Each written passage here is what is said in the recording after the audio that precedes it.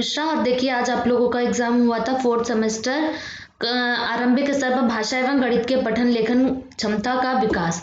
इसका पेपर हुआ था आपका 50 नंबर का, 1 घंटे का आपका पेपर था। तो हम लोग यहाँ पर देखेंगे आज कि इसका जो आपका आंसर शीट है, क्या क्या आंसर्स आपके होने चाहिए थे, कितने क्वेश्चन आप लोगों ने सही किए। बहुत जल्दी जल्दी से कुछ ही मिनट्स में हम लोग ये वाला आपका वीडियो देखेंगे। और अगर अभी तक आपने इस चैनल को सब्सक्राइब नहीं किया है तो इसको जल्दी से सब्सक्राइब करिएगा। आपका बहुत ही काम का चैनल है ये, आपकी इंग्लिश ग्रामर सीरीज और यूपी टीईटी और सीटेट सभी की तैयारी यहाँ पर आपको बहुत अच्छी तरह से मिलती है। तो चलिए शुरू करते हैं। देखिए ये आपका पहला क्वेश्चन था, यहाँ पर छात्राज्ञा व्यंजन है, ठीक है। तो लुंठित, उष्म, संयुक्त या फिर उच्छिप्त। सही जवाब आपका है संयुक्त। छात्राज्ञा और श्रावी होता है। नेक्स्ट देखिए, जिन शब्दों से काम का होना या करना प्रकट होता है उन्हें क्या कहते हैं। तो काम का होना या करना जिनसे प्रकट होता है उसे कहते हैं क्रिया। जैसे कि कोई काम है कि खाना है ना, तो ये ना लगा हुआ है, काम का होना, तो ये हो जाता है आपका क्रिया। नेक्स्ट देखिए क्या है थर्ड वाला। थर्ड में देखिए आपका क्या सही होगा, यहाँ पर आपका थर्ड में सही हो जाएगा, जिन शब्दों के अर्थ समान होते हैं उन्हें क्या कहते हैं। तो उन्हें कहते हैं पर्यायवाची शब्द। मुखाकृति के आधार पर स्वरों का वर्गीकरण पूछा गया है, तो अग्र हो जाएगा, पश्च हो जाएगा, समवृत्त हो जाएगा या फिर ये सभी। तो हो जाएगा आपका यहाँ पर सही जवाब हो जाएगा समवृत्त। वे संख्याएं जो दो से पूर्ण रूप से विभाजित नहीं होती हैं उन्हें क्या कहते हैं। विषम, सम, भाज्य या फिर अपरिमेय। तो इन्हें कहते हैं विषम संख्याएं। 3, 5, 11 इस तरीके की संख्याएं जो है आपकी सम संख्याएं होती हैं। नेक्स्ट देखिए क्वेश्चन आपका क्या है। एक परिमेय संख्या को किस रूप में व्यक्त किया जा सकता है। तो यहाँ पर जो आपका सही जवाब होगा, यहाँ पर हो जाएगा आपका परिमेय संख्या को व्यक्त करते हैं P/Q में, ठीक है। शून्य की खोज कहाँ हुई थी, यूनान, ब्रिटेन, बेबीलोनिया या फिर भारत। तो यहाँ पर करेंगे भारत में हुई थी। 990 में 9 का स्थानीय मान है। 9 का स्थानीय मान यहाँ पर क्या हो जाएगा, 2 है यहाँ पर 9। यहाँ पर आपका सही जवाब हो जाएगा कोई नहीं, क्योंकि 990 में 2 9 है, ठीक है। तो पहले 9 का यहाँ पर जो है, इस 9 का तो हो जाएगा 90 और इस वाले का हो जाएगा 900। तो यहाँ पर हो जाएगा कोई नहीं। आंचल में है दूध और आंखों में पानी, ये कथन है मैथिली शरण गुप्त का, जयशंकर प्रसाद का, सुमित्रानंदन पंत का या फिर सुभद्रा कुमारी का।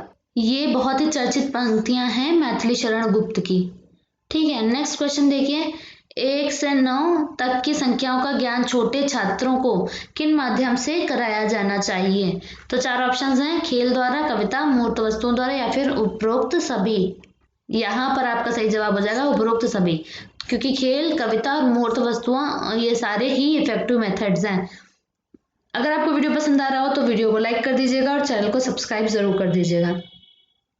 नेक्स्ट क्वेश्चन देखिए आपका, निम्नलिखित में दंत्य व्यंजन है का, पा, डा या फिर ना। तो दंत्य व्यंजन में आपका यहाँ पर हो जाएगा सही जवाब ना, क्योंकि ता, था, दा, धा, ना ये आपकी दंत की होती है। अब ये देखिए, सबसे छोटी सम अभाज्य संख्या है। 4 ऑप्शंस हैं, 1, 3, 2 या फिर 5। तो यहाँ पर सही कौन सी हो जाएगी, सबसे छोटी वो हो जाती है 2। सबसे छोटी भी है सम अभाज्य संख्या, ये है पहली अभाज्य संख्या। 13वां क्वेश्चन देखिए, 22 गुणे 34 का गुणनफल क्या है। तो इसको जब आप गुणा करेंगे तो सही जवाब आपका आ जाएगा 748, ठीक है। गणित की मूल संक्रियाएं हैं। क्वेश्चन 14, जोड़ घटाना, भाग गुणा, 1 और 2 दोनों या फिर कोई नहीं। तो सही जवाब था तीसरा आपका, ये दोनों ही मूल संक्रियाएं हैं। 15वां देखिए, ता वर्ग का उच्चारण क्या है, स्पर्श, कंठ, होस्ट या फिर दंत। तो आपका अभी हम लोगों ने देखा ता, था, तथा ना वाली लाइन, वही देखिए आपका यहाँ पर हो जाएगा दंत। तो समझ लीजिए एक जैसे 2 क्वेश्चन आ गए आपके। अति लघु उत्तरीय में देखिए, वर्ण का अर्थ बताइए। अति लघु उत्तरीय पे अब हम लोग आ गए हैं। तो वर्ण जो है भाषा के 3 खंड होते हैं। जो वर्ण होता है, ध्वनि के बिना भाषा की कल्पना नहीं की जा सकती। हम जो भी बोलते अथवा उच्चारण करते हैं उसे ध्वनि कहते हैं। ठीक है, जब ये ध्वनि अर्थ सहित होती है तो भाषा बन जाती है, और इसी ध्वनि के लिखित रूप को वर्ण या अक्षर कहते हैं। आ ई उ आदि बोले जाते समय ध्वनियां हैं, लेकिन जब लिखेंगे इन्हें तो ये सारे के सारे वर्ण या अक्षर कहलाएंगे। तो हम लोग एक लाइन में परिभाषा क्या लिख सकते थे? ध्वनि के लिखित रूप को वर्ण या अक्षर कहते हैं। ठीक, नेक्स्ट क्वेश्चन, हिंदी भाषा सीखने के प्रमुख अंग कौन कौन से हैं? तो 4 अंग यहाँ पर हो जाते हैं। LSRW आपने सुना होगा, सुनना, बोलना, पढ़ना और लिखना, ये सारे भाषा सीखने के प्रमुख अंग होते हैं। ठीक, संयुक्त वाक्य कहते हैं जिन वाक्यों में 2 या 2 से अधिक सरल वाक्य योजकों से जुड़े हों उन्हें संयुक्त वाक्य कहते हैं। सरल वाक्य योजक क्या होते हैं? जैसे कि आपके हो गए ये एंड, मतलब और, एवं, तथा, या, इसलिए, अतः, फिर भी, तो, नहीं, किंतु, परंतु, लेकिन, पर, ये सारे के सारे। ठीक है, इंग्लिश में बोलते हैं इसे हम लोग कंपाउंड सेंटेंस। कंपाउंड सेंटेंस और कॉम्प्लेक्स सेंटेंस दोनों अलग अलग होते हैं, और इनमें आपके क्या यूज होते हैं? बीच में कंजंक्शंस यूज होते हैं। ठीक है, बेसिक इंग्लिश ग्रामर सीरीज में बहुत ही अच्छी तरीके से करा रही हूँ अपने चैनल पर।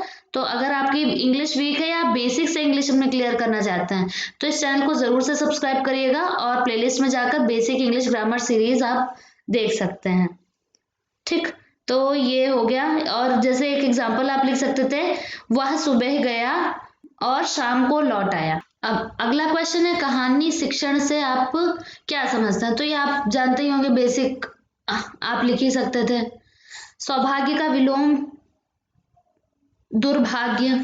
ठीक है, इकाई किसे कहते हैं? नेक्स्ट क्वेश्चन आपका 21वां। ये आपका क्वेश्चन गणित से रिलेटेड है। तो 1 से 9 तक के संख्यांक इकाई कहलाते हैं। 1 से 9 तक के जो संख्यांक होते हैं, संख्यांक, इन्हें कहते हैं इकाई। नेक्स्ट क्वेश्चन है आपका, अंक का स्थानीय मान किसे कहते हैं? किसी संख्यांक का जो अंकीय भार के अनुसार जो निर्धारित मान होता है उसे अंक का स्थानीय मान कहते हैं। जैसे इकाई के लिए हम लोग 1 से गुणा करते हैं, दहाई के लिए 10 से गुणा करते हैं, हजार के लिए, सैकड़ा के लिए 100 से, और हजार के लिए 1000 से गुणा करते हैं। तो यही आपका हो जाता है स्थानीय अंक के स्थानीय मान। सरल वाक्य किसे कहते हैं? Simple sentence. जिन वाक्यों में केवल एक ही उद्देश्य और एक ही विधेय होता है उन्हें सरल वाक्य या साधारण वाक्य कहते हैं। सरल वाक्य में एक ही क्रिया होती है। ठीक है, जो मेन वर्ब होती है वो एक होती है, जो हेल्पिंग वर्ब होती है वो आपकी एक ही होती है। जैसे कि क्या है, मुकेश पढ़ता है, शिल्पी पत्र लिखती है। नेक्स्ट क्वेश्चन है आपका, विकारी शब्द किसे कहते हैं? जब शब्दों को हम रूप या प्रयोग के आधार पर प्रकारों में बांटते हैं तब विकारी और अविकारी 2 प्रकार के शब्द होते हैं। अब विकारी शब्द किसे कहते हैं? ऐसे शब्द जिनमें लिंग, वचन और कारक के आधार पर जो मूल शब्द होता है उसमें कुछ परिवर्तन हो जाता है, उन्हें विकारी शब्द कहते हैं। जैसे एक आपका लड़का बाजार जाता है, उसको लिंग के आधार पर आप चेंज करेंगे तो हो जाएगा लड़की बाजार जाती है। तो इस तरीके की चीज हो जाती है। नेक्स्ट क्वेश्चन आपका 25वां, 346 में सभी अंकों का स्थानीय मान लिखिए। तो यहाँ पर 6 का हो जाएगा 6, 4 का हो जाएगा 40, ठीक, और 10 से गुणा होगा इसका हो जाएगा 300, 3 का। अब नेक्स्ट क्वेश्चन है आपका 26वां, आरोही क्रम किसे कहते हैं? छोटे से बढ़ते हुए क्रम में जब संख्याओं को लिखा जाता है तो उसे आरोही क्रम कहते हैं, यानी बढ़ते हुए क्रम में। नेक्स्ट क्वेश्चन है, संख्या पूर्व तैयारी से आप क्या समझते हैं? तो संख्या पूर्व तैयारी में क्या होता है, संख्याएं पढ़ाने से पहले जो आप तैयारी करते हैं उसे संख्या पूर्व तैयारी कहते हैं। जैसे आप 1 2 3 4 5 6 7 8 9 10 है, ये वाली संख्या आप पढ़ा रहे हैं, उससे पहले आप जो तैयारी करेंगे, मान लो बच्चे छोटे हैं तो आप कुछ मूर्त चीजें दिखाकर उनको पढ़ा रहे हैं। जैसे कि आपने कोई भी छोटी गोलियां ले ली या फिर इस तरीके की जो आपने तैयारी करी संख्या पढ़ाने से पहले, उसे संख्या पूर्व तैयारी कहते हैं। और जो आप मतलब ये देखना चाहते हैं कि बच्चे में कितनी समझ है, वो अभी समझ पाएगा या नहीं समझ पाएगा, तो ये सारी चीजें। 28वां देखिए, हंसपद विराम चिन्ह से क्या समझते हैं। कामता प्रसाद गुरुजी ने 20 विराम चिन्ह बताए थे, तो उसमें से हंसपद एक है। तो हंसपद किसे कहते हैं, जैसे कि हम लोगों ने कोई चीज लिखी कि मैं बाजार गई में मैं बाजार छूट गया मेरा, तो मैं गई मैंने लिख दिया। तो इस तरीके के जो ऊपर बना के ऐसे लिख देते हैं, इसको कहते हैं हंसपद। यानी कि जैसे कोई वर्ड, आप कोई सेंटेंस लिख रहा है तो उसमें कोई वर्ड छूट गया, तो ऐसे करके लिख देते हैं कि ऊपर, उसी को कहते हैं हंसपद। आकाश के 3 समानार्थी, आपका आकाश का हो जाएगा नभ, गगन, अंबर, व्योम, आसमान, ये सारे आकाश के समानार्थी हो गए। आखिरी आपका अति लघु क्या है, प्राकृत संख्या किसे कहते हैं। प्राकृत संख्या नेचुरल नंबर्स या फिर प्राकृतिक संख्या, ये सभी कहते हैं इसे। तो इसमें क्या होता है, 1 से शुरुआत होती है इन संख्याओं की, 1 से लेकर अनंत तक की जो संख्याएं होती हैं उन्हीं को प्राकृतिक संख्याएं कहते हैं। 0 इनमें शामिल नहीं होता है। ठीक है, बाकी आपके लघुत्तरीय प्रश्न है तो ये हम लोग किसी और दिन सॉल्व करेंगे पूरा जो आपका ये लघुत्तरीय होगा, क्योंकि इसमें तो आपको एक्सप्लेन ही करना था। आपका अभी कल भी एग्जाम है, तो जल्दी जल्दी से इतना पेपर हम लोगों ने देख लिया। बाकी आप यहाँ से अच्छे से गेस कर सकते हैं कि आपको कितने मार्क्स मिलने वाले हैं। वीडियो अगर आपको पसंद आया तो वीडियो को जरूर से लाइक करिएगा, इस चैनल को सब्सक्राइब करिएगा, अपने फ्रेंड्स तक शेयर करिएगा।